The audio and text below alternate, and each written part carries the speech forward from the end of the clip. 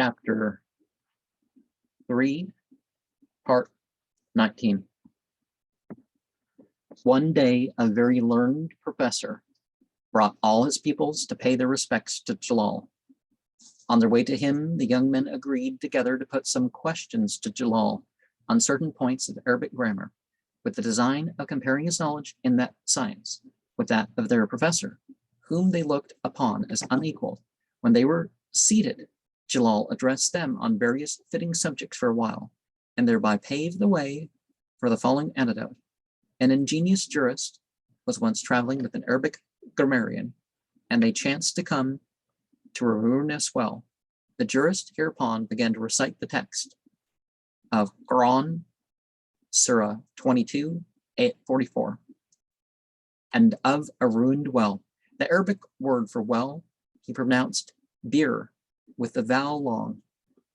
To this, the grammarian instantly objected, telling the jurist to pronounce that word with a short vowel and hiatus, bit, so as to be in accord with the requirements of classical purity.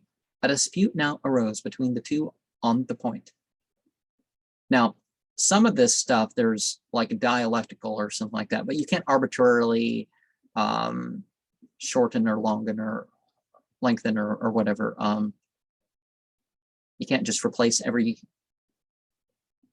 scene with a sod or sod with a scene or noon with a mean, or it's only a few cases here and there or something. Anyways, it lasted the rest of the day and well on into a pitchy dark night, every author being ransacked by them, page by page, each sustaining his own theory of the word. No conclusion was arrived at, and each disputant remained of his own opinion still.